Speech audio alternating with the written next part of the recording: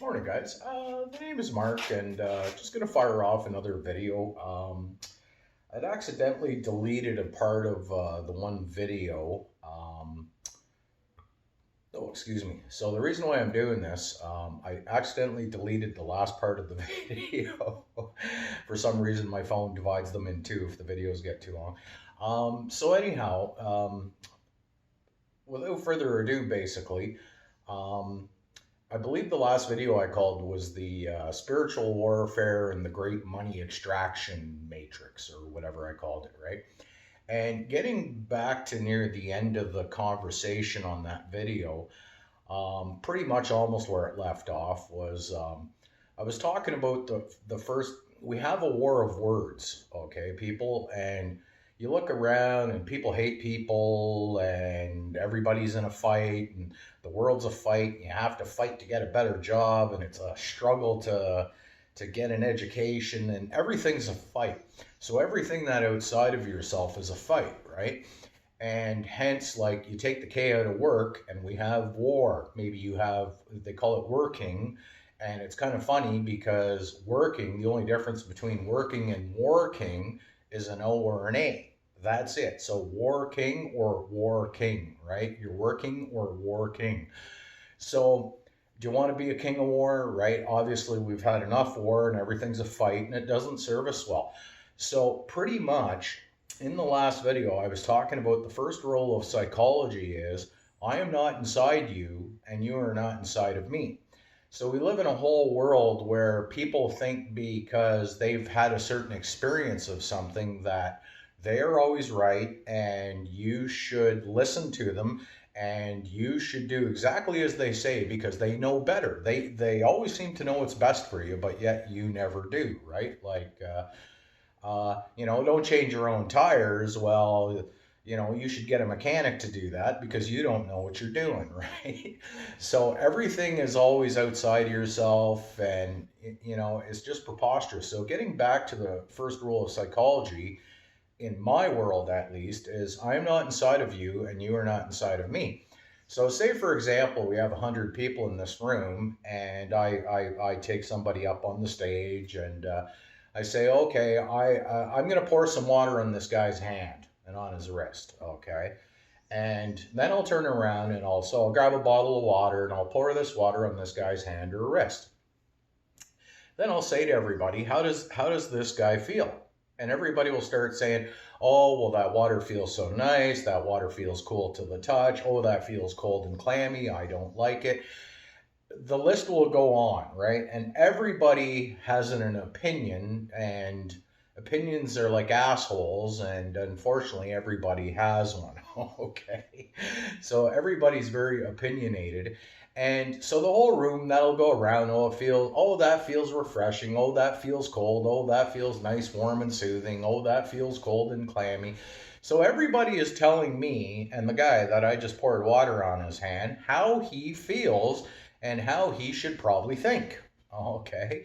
And so we live in a whole wide world of where everybody's telling you how to think and what you think, right? But they're not inside of you, so they don't know this, right?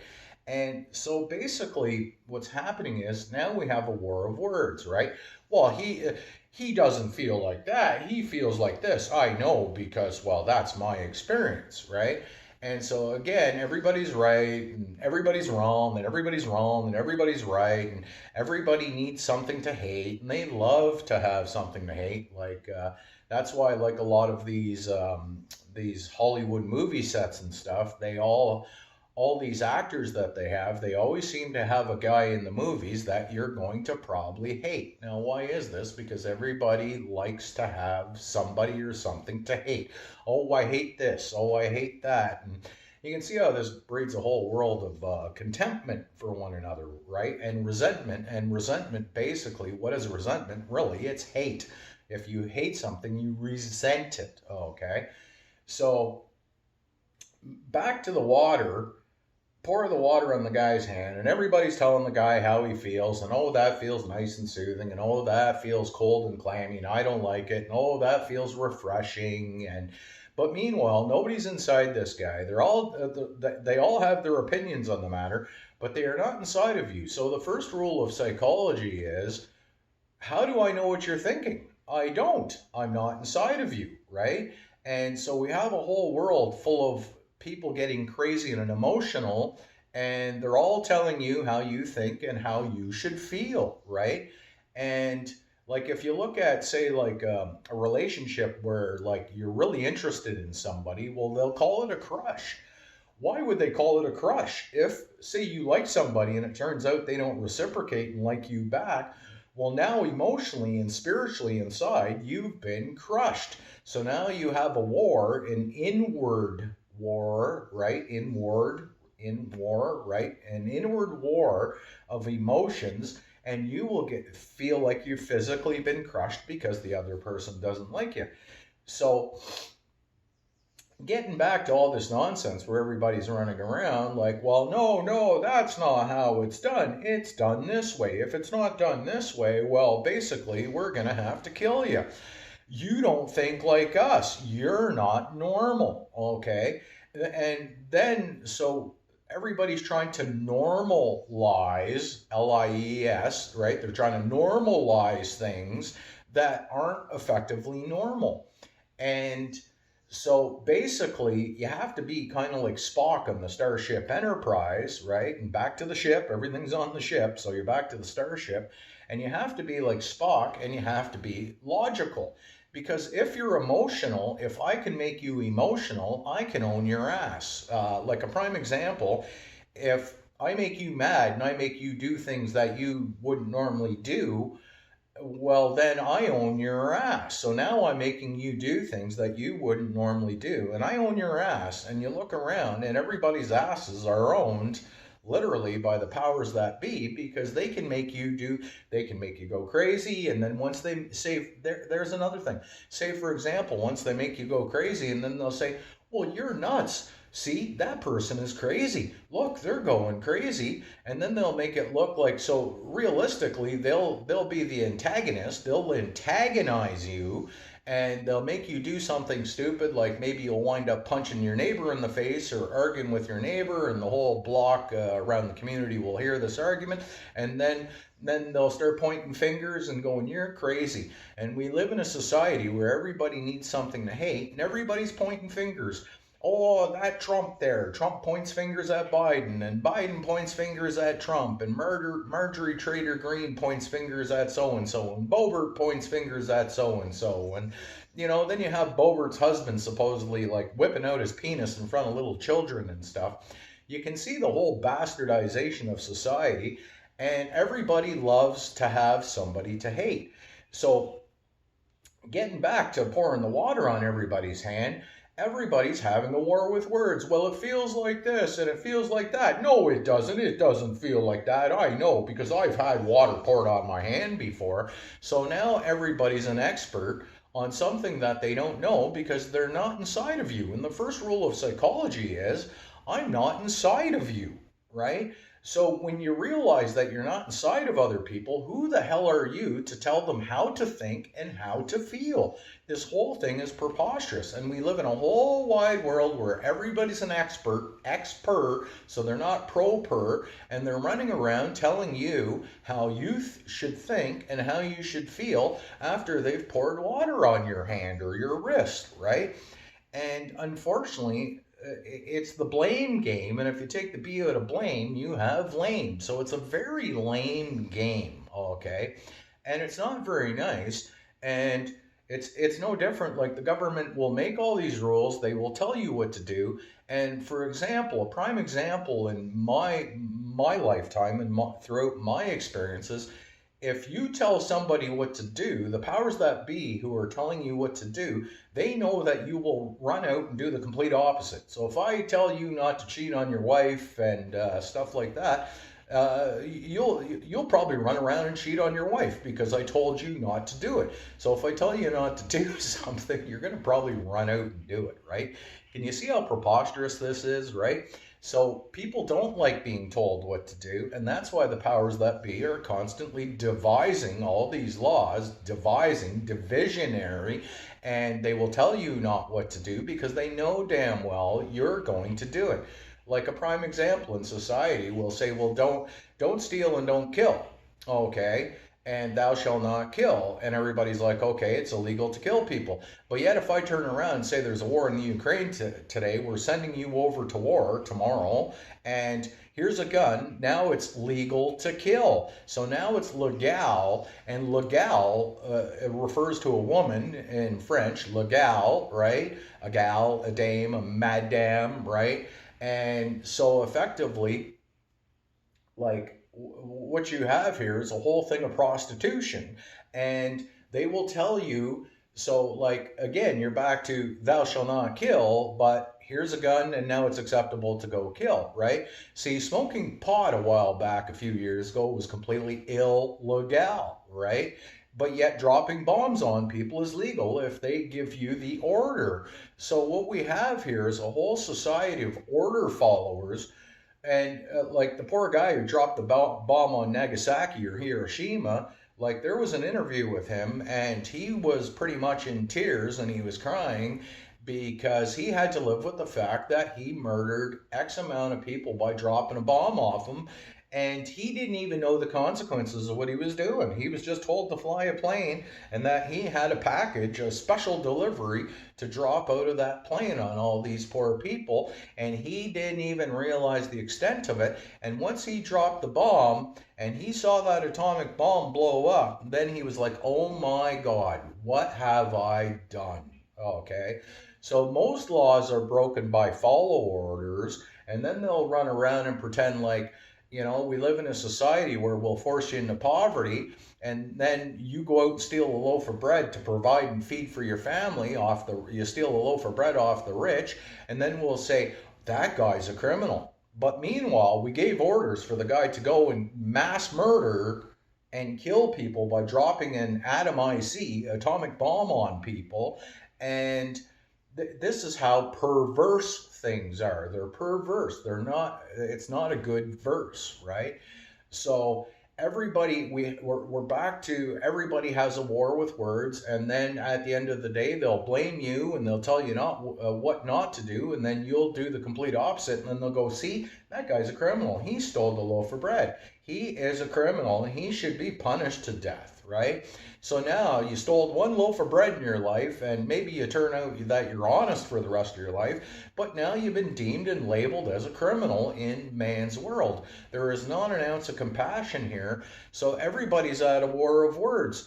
No, no, no, you're friggin' wrong, and I'm right, and no, Trump is the best. And then other people go around and they'll go, no, Biden is the best, and they'll shake their fists, and you look at the gestures, and a fist is usually an act of war. It's not a loving hand which is open, which means take my hand, I'm your friend. Come with me, right? It's like walking your little children down the street. You hold their hands. You're not shaking your fists at them. And we have a whole war of words. And so now these people, there's a faction of war going on where the Biden supporters hate the Trump supporters hate the Biden supporters, Marjorie Taylor Greene hates Boebert hates Marjorie Taylor Greene, and everybody's jumping ship, and they're all a whole pile of rats, and why are they all jumping ship, and nobody knows, and meanwhile, they're called demo rats, rats, Democrats, right? So if you look at the words, things should tell you, but back to like, because I think this way, you should think that way too. And this is where the whole war of words comes in. And people will even kill each other over who they think should be the next president of the United States. And really, what is the United States? It's a corporation, and it's traded on the stock exchange, just no different than the government of Canada. It's listed as a corporation on the stock exchange. I used to have proof of this on my computer. I had their corporate identification numbers. Each state and each province is owned by somebody. It's ran as a corporation. Now, let me ask you something. If you had a business, would you hire somebody who is going to run your business into the ground? Obviously not. You wouldn't be running a good, effective business. And what we have here is a pile of bums, like whether it be Trump or Biden or Trudeau, or it doesn't matter. They're running society into the ground, and these world governments are completely broke. They're in debt. They don't even have a pot to piss in, and they keep borrowing money, which you, as the taxpayer, have to repay.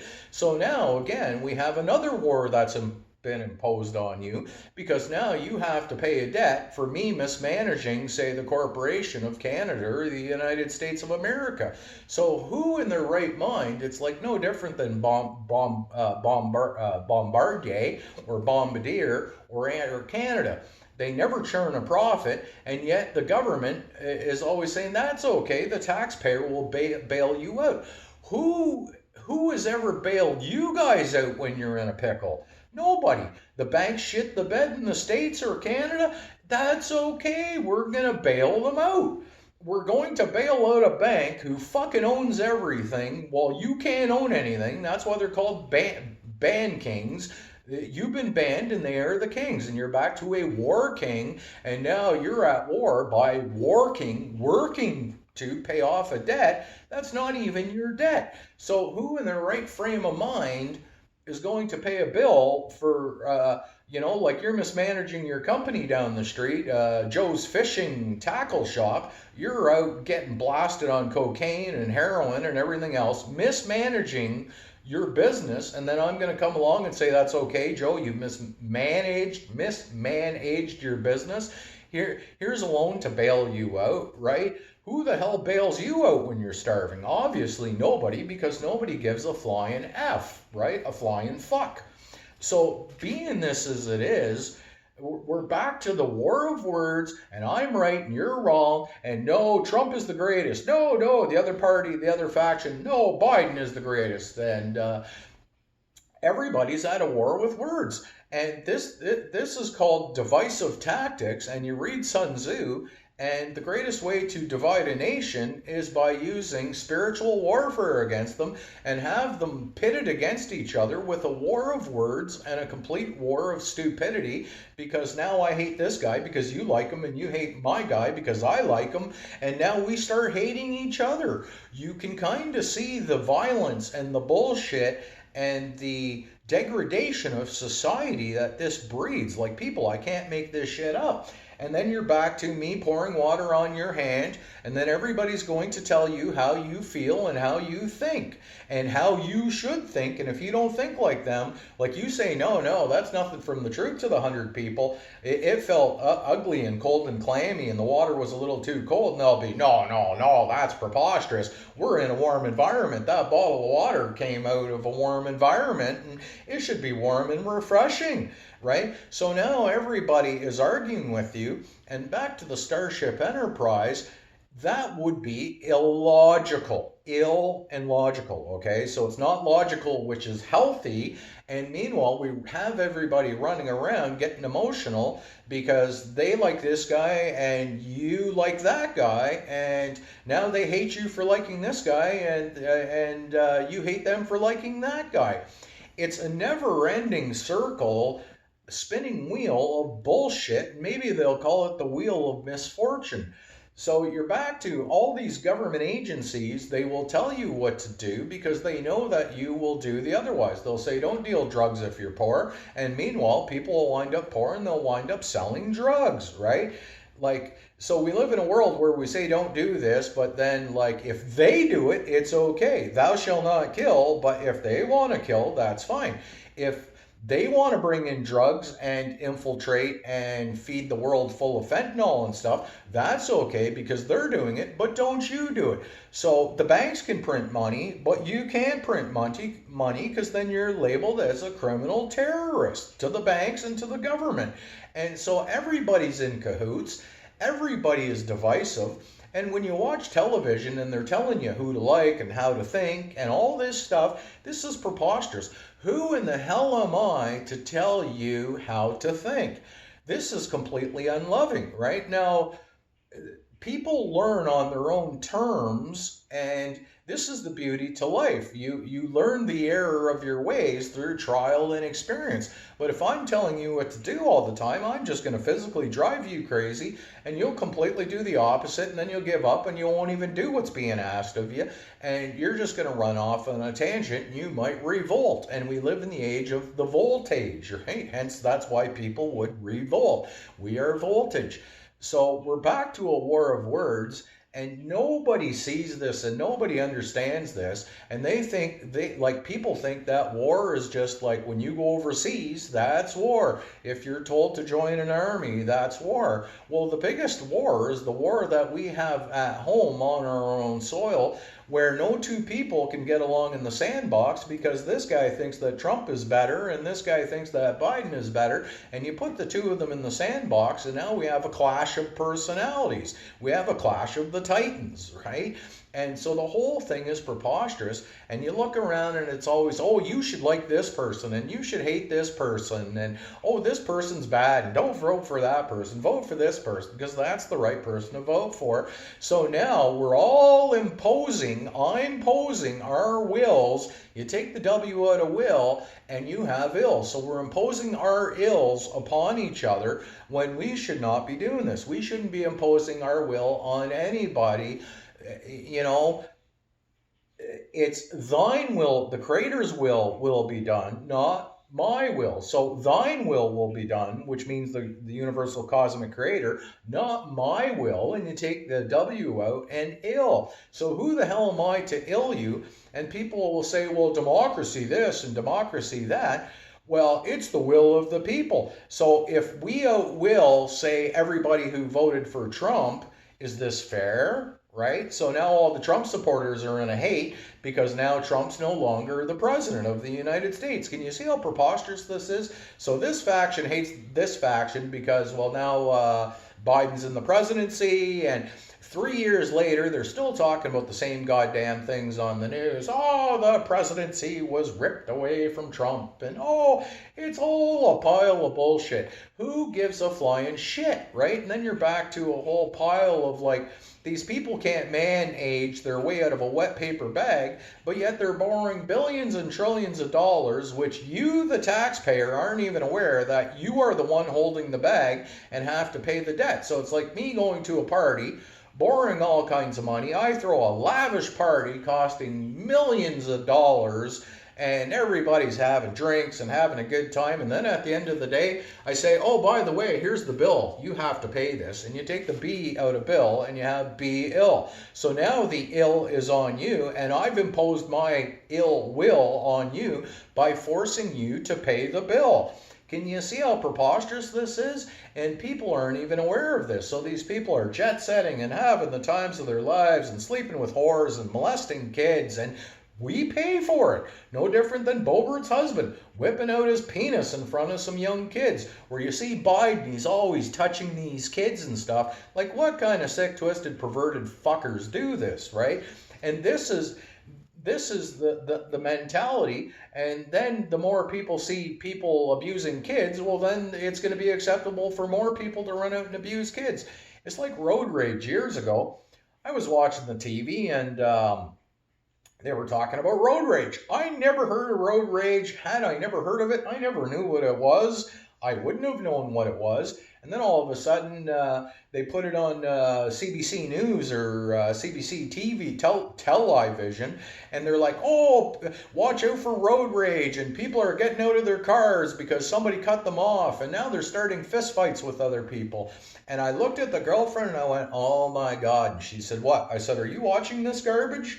And she said, yeah, why? I said, well, now they're telling everybody because they're saying, don't do this. Back to what I said. Don't do as I say. Don't do as I do as I say. So they put up this road rage. Well, not even like a week later, I see all these people cutting each other off in traffic and stuff. Now they're getting mad. They're driving by. They're flipping the bird at everybody. And now they're getting out of their vehicles to punch each other out. Had this never been aired or made public, right, on the airwaves, the television, I'd never heard of road rage. I probably wouldn't have experienced road rage. I hadn't experienced road rage to begin with, ever. But the minute, oh boy, that was put on TV, now somehow they were told not to go into a rage, a road rage, and then all of a sudden now it became socially acceptable to hate people who accidentally cut you off, and now you hate them and you want to get out of your car and have a gun and shoot them, for God's sakes. Shoot them in the face, right? You can see how bad this is. So again, now we're having a war with words. We're having a war of actions, and everybody hates everybody. Nobody likes anybody. I was talking with a guy down the street there one day, and he's in construction, and I've experienced this myself. Everybody is greedy, and all they want is what they want. So, like, they don't care if the other guy's the better president. They want what they want, whether, say, if it's Trump, right, as an example. And so, like, I'm talking to this guy, and he's basically like, man, he's like, I'm coming to the point where I fucking hate people, right? And I'm like, don't do that. And he's like, no. He's like, I'm truly starting to hate people. And I said, why? He says, oh, everywhere I go, he said, they don't fucking leave me alone, man. Oh, I need this, I need that, I need this, I need that. Be my bitch, be my nigger, go get it done. How come my house wasn't painted yesterday? I thought you were going to have it fucking painted like last week, right? And this develops, now you're back to a war and you're trying to be the war king, right? While you're working, right? And so you're trying to be the war king and you're trying to make money, and at the same time it's taking a toll on you. Like, I was even talking with this guy the other day, and he's a bricklayer. This guy has a beautiful home, has all kinds of money and stuff, and you know what? Now his back is completely fucked up from laying bricks. You know what I mean? So he's probably not even, like, maybe he's in his early 60s, and now he's almost completely fucked up, has a hard time working. So he was effectively killing himself to make money. Just like the other guy I was talking to, where he hates everybody. And I'm like, why? And he's like, they don't stop, man. Oh, did you change my tires on my car? Oh, did you go out and weed the garden? Oh, did you paint my house? And did you get that drywall up? And he says, they just don't fucking stop. And this is the society we live in, where everybody's greedy. We can all agree on this, right? Agreed. And so it doesn't stop. It's a society about selling fish, being selfish, selling fish, and trying to make money off somebody's demise when they probably can't even afford fish to begin with. As where we should live in a society where it's like, are you hungry? Do you need a steak? I have an extra steak in the fridge. See, we're supposed to give a fish, not sell a fish. So again, you're at a war of words, and everything is a war. War king, we're king, right? And they are band kings, and you have been banned, and they have all the money. And meanwhile, governments are borrowing all this money to pay back a fictional debt that can never be repaid, which, being in debt, thus means that you are being a debt slave, okay? You were never supposed to owe money to anybody, right? The only person you're supposed to pledge and owe allegiance to is the creator. You're not supposed to pledge an allegiance to a flag. There's something else with the war words. If you think outside of the box, they'll say, well, you're a conspiracy theorist, right? Now, here's the funny part. You look at conspiracy and you have cons and piracy, right? So I'll never fly a flag because I am not a conspirator, right? I'm not throwing spears at you. I'm not a cons pirate. I am not on the seas of piracy. And you look around, and what does a country fly? They fly flags. And what would you see on the top of a ship? You would see a flag. So that should tell you that these people who are calling you conspiracy theorists, they are the actual ones who are pirates. You take the P out of pirate and you have irate, and you will be irate with them when they're looting and stealing everything, because they're basically pirates on the high seas of commerce, right? But then, it's like me telling you, I'm the biggest crook in the world, and then I'll tell you not to steal, right? And then I'll say, oh, watch out for that guy. He's a conspiracy theorist, right? So the whole thing is bullshit, and to label somebody is to negate them, right? Kierkegaard said it best. To label me is to negate me. We also live in a world where, like, everybody uses these words and sayings and stuff. Like, you were told to not to run around and swear and curse, right? And you were told not to run around and call people names. And then we run around in a whole world and, hey, Smith, how's it going? Hey, Slavin, how's it going? Hey, Bob, how's it going? And to label me is to negate me. It's like these people. If I said to you, is your name Mark? And you say, yeah, how could that be your name? That's just a name on a piece of paper, or a name that's given to you out of the imaginatory thin air, and now you're claiming that that is yours. It's preposterous, right? You can ask, like, you could say, hey, Mark, and I will answer you. But if you ask me if my name is Mark, no, my name is not Mark, just like my name is not this. I will address you, but how can I own anything, like even a name on a piece of paper? It's preposterous. I don't even need own the crap or the shit that comes out of my ass. And then we run around and everybody thinks they own everything on the ownership, which is back to the seas of commerce and piracy, and they will call it conspiracy, a conspiracy, right? So if you look at who the pirates are, you look at every world government and they all fly flags, and these pirates are at war with you and they're looting from you. And this is basically spiritual warfare with the money extraction energy matrix, and they will drain you of your spirit and your money and the whole 9 yards, and you deal with a broker and you take the K out and you will be broke. So everybody's getting exchanged and they're not even aware of what the stock exchange is, which is to exchange you and at your expense. And pence was the British form of currency, to be frank. So let's be frank about things, right? Again, people are running around, they don't even know why they're using all these sayings, like, are you hanging on by a thread? Are you hanging by a thread, right? What would you hang somebody with? A rope. Now you're hanging by a thread, right? Are you hanging by a thread? Is your boat afloat, right? Do you have a float in your till? You take the T out of till and you have ill. So everybody's running around and they're killing each other with these words, and no, you can't vote for that guy. He's an idiot. You got to vote for this guy. Everybody's right. Nobody's wrong. This creates a war of words, a war of the worlds, and effectively everybody's living in their own separate little planet, right? Their own little world, their own little bubble, and heaven forbid you get inside their bubble. So back to the whole rule of psychology, I'm not inside you, you're not inside me. So who in the fuck am I to tell you how you're thinking, what you're thinking, or how you should think, and what you should do, right? You see how preposterous this is? So anyhow, people, I'm going to leave it at this.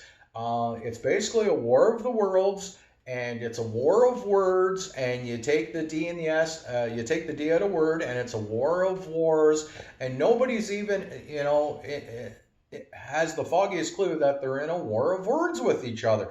There's no reason to be at a war of words with each other. Like, if you think different from I am, like, I will never vote for a criminal called a politician, because I know they're all full of lies, right? Hence, politician. Demo, rat, Republican, right? Demonstrators. Do I want to vote for a demonstrator? Obviously not. But do I hate people and run around telling them wrong if they want to vote for some guy who wants to loot and steal from their country and run the whole world into debt, and then say, oops, we fucked up, right?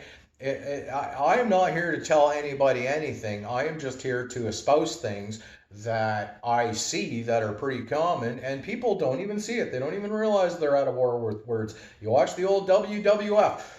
Oh yeah, Hogan, you want a war? Is that what you want, Hogan? See where I'm going with this, people? I can't make this shit up. And then you have Boebert pointing fingers at Marjorie Trader, and then you have Marjorie Trader pointing fingers at Boebert, and then you have